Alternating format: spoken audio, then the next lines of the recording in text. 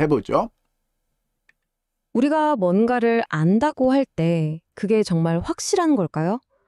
내가 아는 것이 진짜 진실이라고 어떻게 그렇게 확신할 수 있을까요?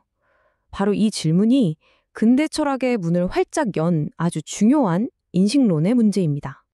오늘 이 시간에는 이 근본적인 질문에 대해서 완전히 정말 180도 다른 대답을 내놓은 두 철학거인의 생각을 한번 따라가 볼까 합니다. 우리가 지식을 어떻게 만들어 가는지에 대한 그야말로 세계의 대결이죠. 자, 한쪽에는요, 이송이라는 아주 단단한 토대 위에 지식이라는 건물을 지으려고 했던 확실성의 건축가 르네 데카르트가 있습니다. 그리고 다른 한쪽에는 감각이라는 돋보기를 들고 모든 지식의 증거를 샅샅이 찾아다닌 경험의 탐정 데이비드 휴미 있죠. 자, 그럼 먼저 이 지식의 건축가가 설계한 세계로 한번 되어가 볼까요? 그는 과연 어떻게 단 하나도 흔들리지 않는 그런 지식의 기초를 찾으려고 했을까요? 데카르트의 방법은요, 진짜 좀 과격합니다. 방법적 회의라고 불리는데 일단 우리가 안다고 생각하는 모든 걸 의심의 테이블 위에 올려놓는 거예요. 내 눈, 내 귀, 내 기억은 물론이고 심지어 1 더하기 1이 2라는 사실까지도요. 모든 걸 다 무너뜨린 다음에 절대로 무너지지 않을 단 하나의 진실을 찾으려고 한 거죠. 그리고 마침내 발견합니다. 이 모든 걸 의심하고 있는 바로 나, 생각하고 있는 나만큼은 존재할 수밖에 없다는 걸요.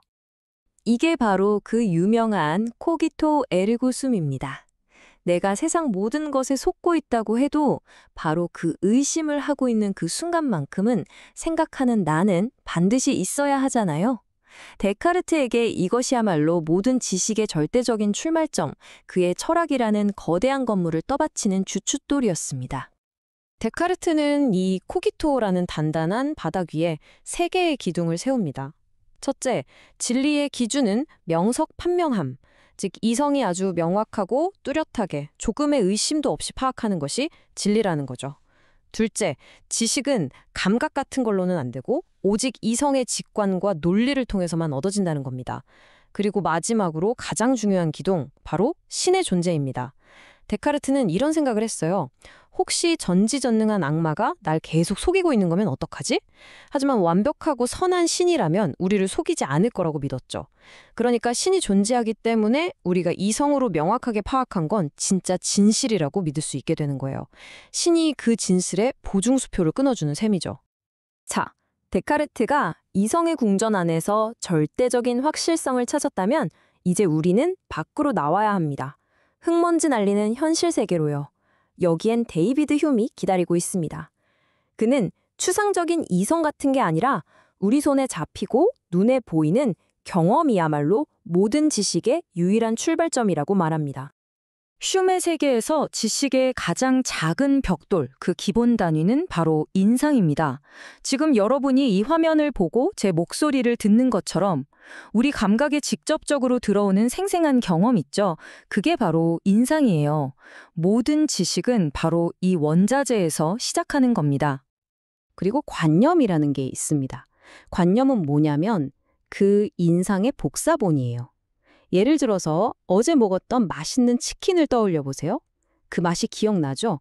하지만 실제로 먹었을 때의 그 생생한 인상보다는 좀 희미하잖아요.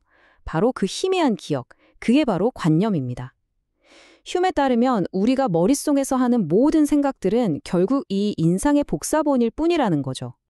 그러니까 핵심은 이거예요. 흉은 모든 생각에 대해서 아주 간단한 테스트를 제안합니다. 자, 이 생각은 어떤 감각적 인상에서 온 거지? 하고 그 출처를 따져 묻는 거죠. 만약 그 생생한 경험적 출처를 찾을 수 없다. 그럼 그 생각은 그냥 공허하고 의미 없는 말장난에 불과하다는 겁니다. 이게 바로 흉의 경험주의적 리트머스 시험지인 셈이죠. 자, 이제 이 두 철학자는 피할 수 없는 충돌 지점으로 갑니다.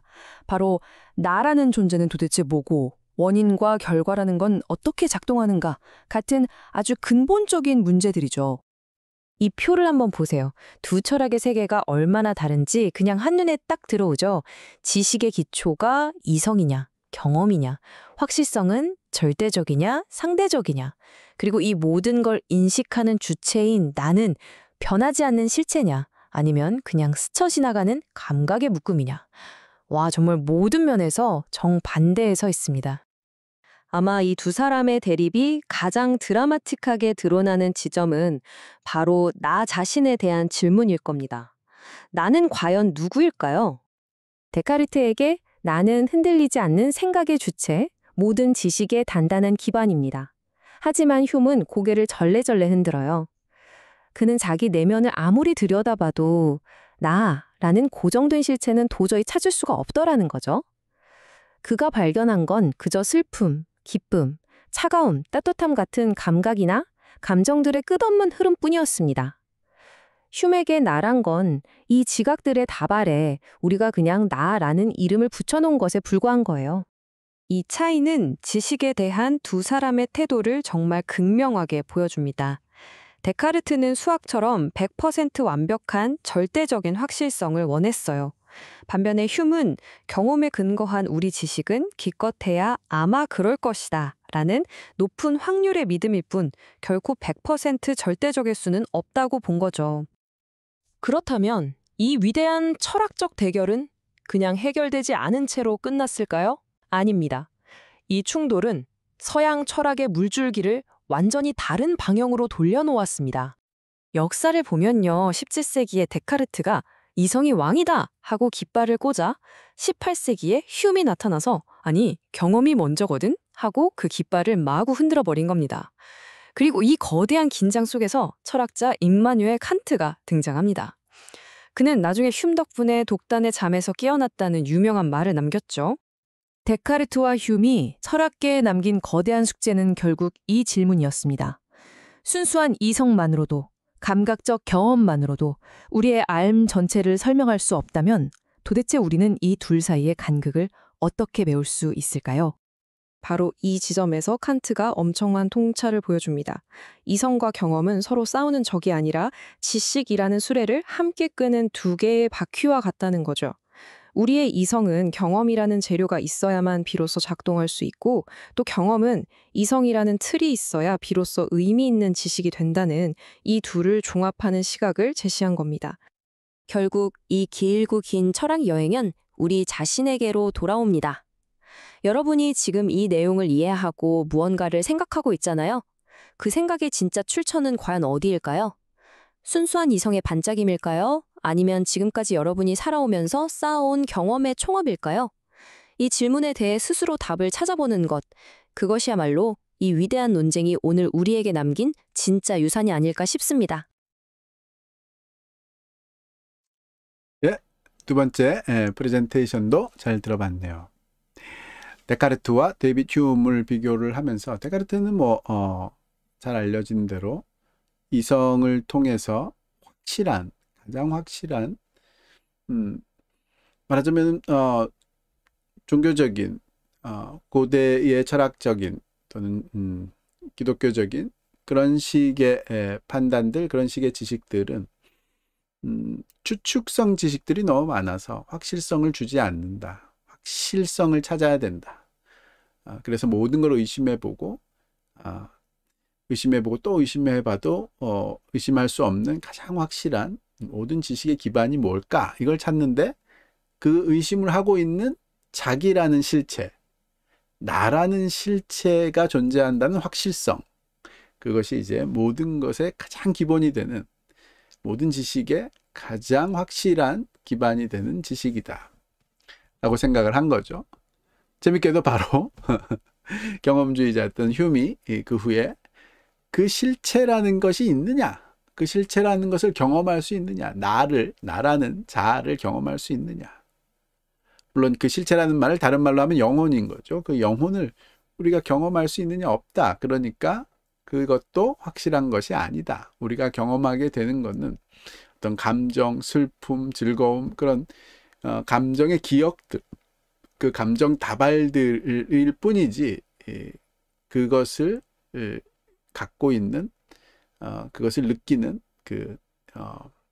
나라는 실체로서의 영혼은 우리가 있는지 없는지 알 수가 없다. 이게 이제 휴메의 생각이었죠. 그래서 휴문, 데카르트 같은 사람들이 만들고 싶어 했던 그 확실성의 지식 체계, 확실한 지식 체계, 뭐 이런 것들 불가능하다. 인간은 결국 어떤 것도 확실하게 알 수 없다. 또 그 확실하게 알 수 없는 어느 정도 알 수 있는 것으로 만족하는 그런 것도 아닌 거죠. 아예 우리가 가장 당연하고 정말로 존재한다라고 믿었던, 너무나 상식적이고 당연하게 믿었던 인과율 같은 것들도 사실은 그 감각의 습관일 뿐이지 실제로 인과율이 존재하는지 하지 않는지 이런 건 알 수가 없다라고 생각하는 완전한 회의주의에 빠지게 됐죠. 굉장히 아이러니인데 계몽주의의 시작은 지식의 확실성을 추구하기 위해서 시작을 했다가 완전한 회의주의로 마무리가 되는 그런 면을 보여주지 않나, 이렇게 보여지네요. 물론 이제 프레젠테이션에서는 그 과정을 통해서 칸트라는 걸출한 새로운 이제 철학의 천재가 나와서 그 부분을 해결했다라고 이야기하는데 제가 보기엔 뭐 전혀 해결이라고 보여지지는 않고요.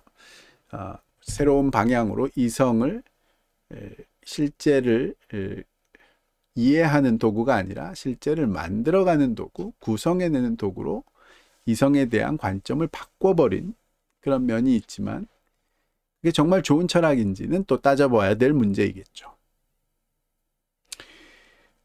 네, 여기까지 데카르트와 데이빗 휴음이라는 계몽주의 시대의 대표적인 이성주의자와 경험주의자 사이의 인식에 대한 개념, 확실성, 확실한 지식이 가능한지 아닌지, 인간은 어떻게 지식을 얻게 되는지 이런 부분들을 한번 비교를 해봤네요.